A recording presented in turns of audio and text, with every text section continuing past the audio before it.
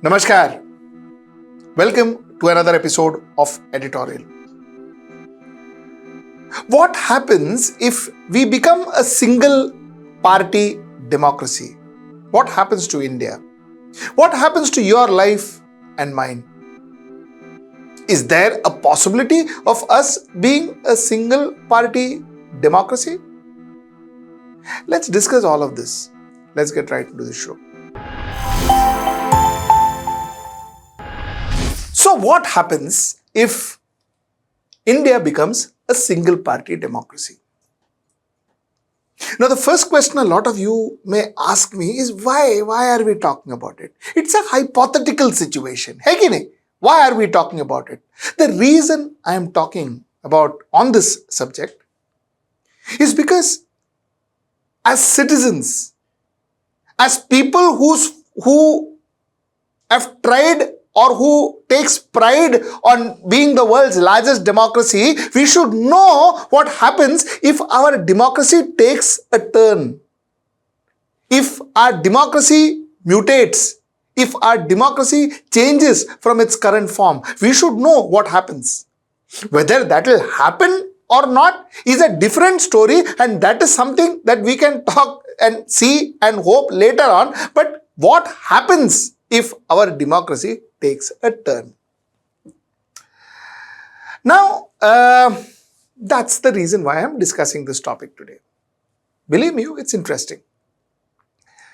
You see, the concept of democracy is rule by the people. That's what the definition of democracy is. Rule by the people. Now in India, this rule by the people is done how? By 545 elected members. These 545 elected members comes from various political parties. Some are independent too, but bulk of them comes from various political parties.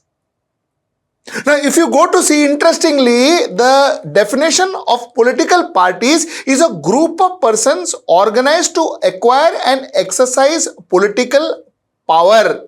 They are there to exercise political powers. So you have democracy, rule of the people, and this rule of the people, to enforce this rule of the people, you have political parties. And these political parties are an organized group of people who are there to acquire political power. Political power matlab the power to govern you. While one says it's rule of the people, while the other says political party are a group of people who are there to gain political power. Theek hai, chalo, let's keep that aside. Now let's go to our question. What happens if there is only one political party and there are no other political parties to compete with the political parties? We are sentient being. You know what sentient being means? Sentient being means we feel. We understand our environment. That is what makes us different to a rock, possibly. As of now, under the scientific current understanding, rock is not a sentient being. So we are. So therefore, we as a human being, we choose.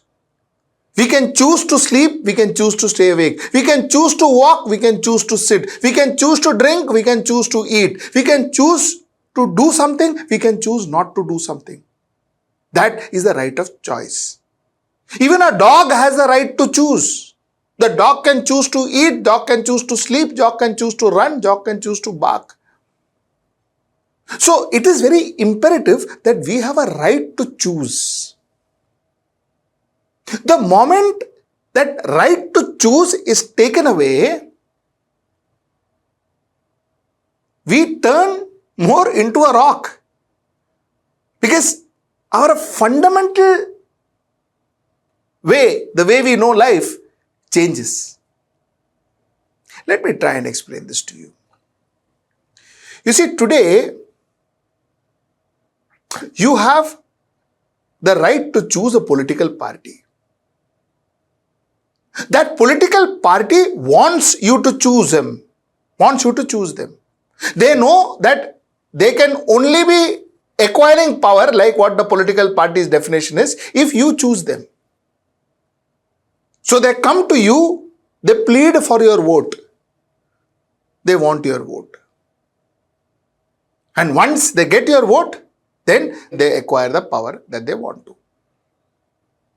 Now, once they are in power, they are still scared of you. Why? Because after 5 years, you can throw them out. Like you threw Congress out from or UPA out.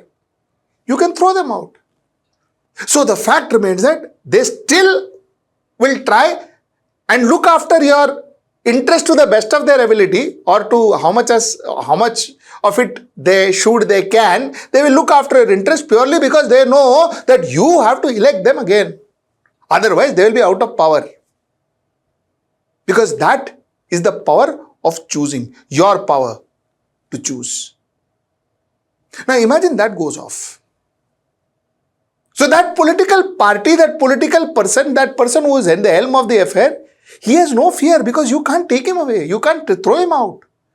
You can't uproot him. His power is permanent. He is like God. He actually becomes God because his power is permanent. Only death can take away his power. He knows nothing, he or she knows nothing else can take away the power. That becomes a permanent power.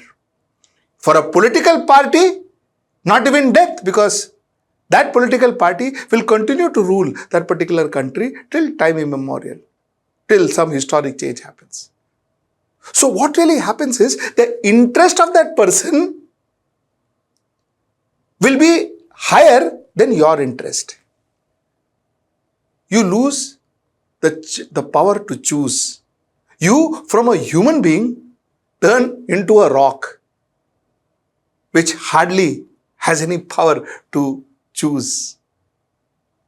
You see, that political party, that person can decide which television channel you watch. That political party, that person can decide which airline you take. That political party, that person can decide whether you take an airline. That political party, that political person can decide what you eat. That political party, that political person can decide what you drink. That political party, that political person can decide what you see, what you wear, your hairstyle. You saw in North Korea, there are 1 or 2 prescribed hairstyles which everybody has to follow. You cannot do your own hairstyle. Everything about you will be decided by that one political master.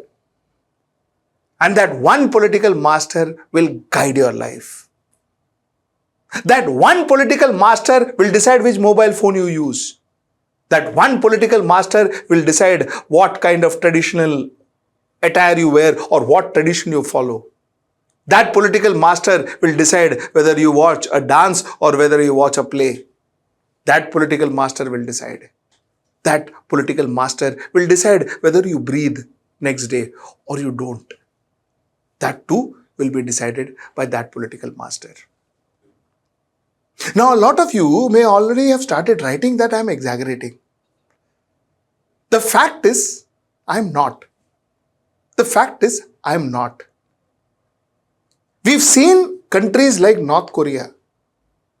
We've seen countries like North Korea where even a tourist, forget about the local, even a tourist cannot be moving around in that country unescorted.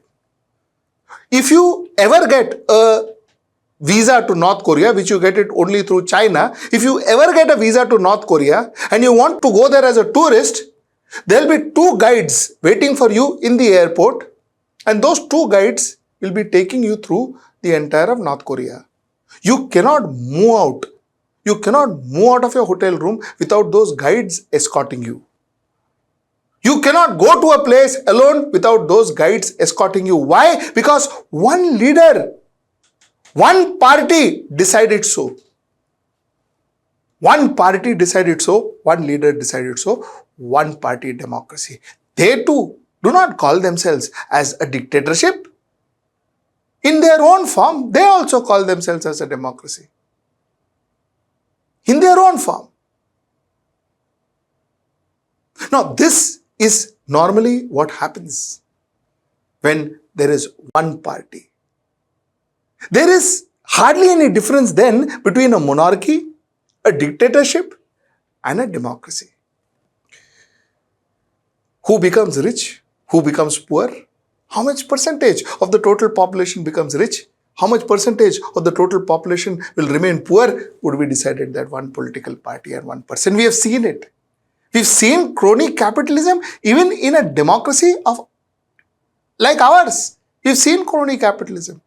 We've seen how the rich grows and the poor remains or degenerates. We've seen that. So it is not very unique. The reason I'm talking to you now.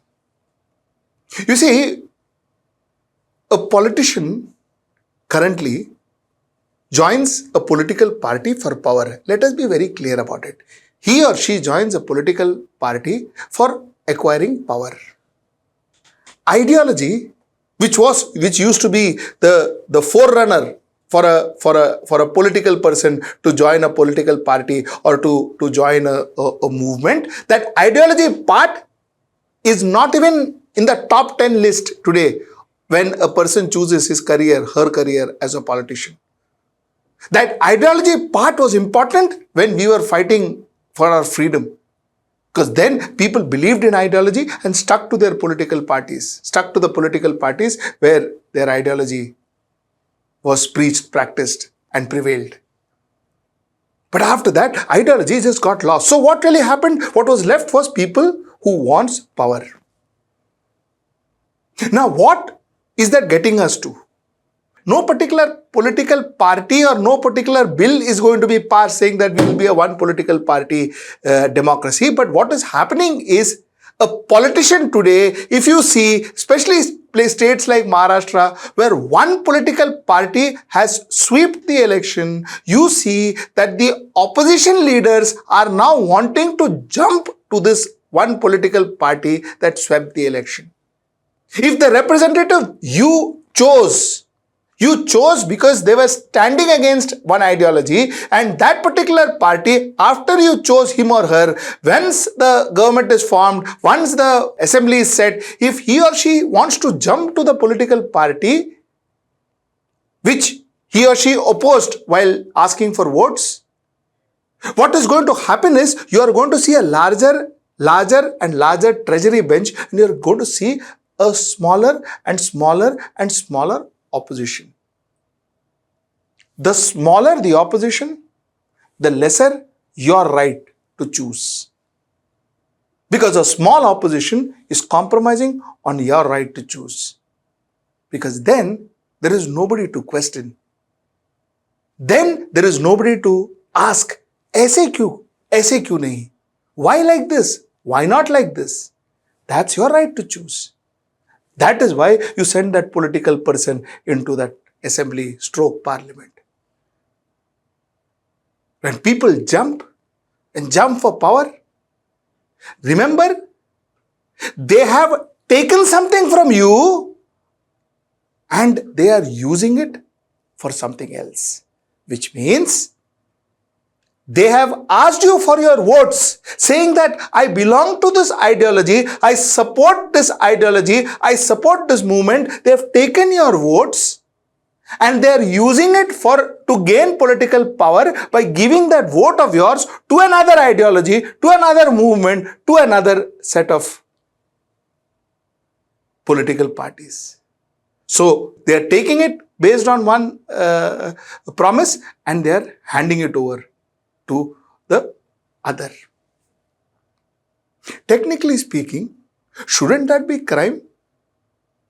Shouldn't that be crime? Because if you go to a bank and you say that I want to take loan for my housing, and you take loan for your housing but you use that to buy a car, it is fraud. You have defrauded that bank. So that's money. So there you may be jailed. But here you have defrauded faith of thousands and lakhs of voters who has given this particular political person their votes, and he takes the votes and jumps to another party. How fair would that be? The reason I talk to you today about one political party, one nation, one party, or possibly one party democracy is because the more a party gets powerful, the more we see the opposition trying to jump to the powerful party. It is not that you see a party becoming powerful, and it's not like we saw during Indira Gandhi where there was emergency, but then there was a JP movement, there was a Jayaprakash Narayan movement where there was Atal Bihari Vajpayee, LK Advani, and all coming together to fight that political party. They ensured, the JP movement, the Atal Bihari Vajpayee's and the Charan Singhs ensured that you got a choice. The Morarji Desai ensured that you got a choice. Country had a choice. There was a regime that was trying to take away your choice, and there was a group of political parties that fought against it. That's what is missing in our current political scenario. And that is why the worry that there is a very evident possibility that we could turn into a single party democracy. Because that resistance, or that creating choice for people, that seems to be missing. I hope I made my point clear. Till I see you next time, that's tomorrow at 10. Namaskar. Stay ahead with our cutting edge news app. Instantly access the latest shorts in just 1 minute and breaking news in just 50 words. Download now for a smarter, faster news experience.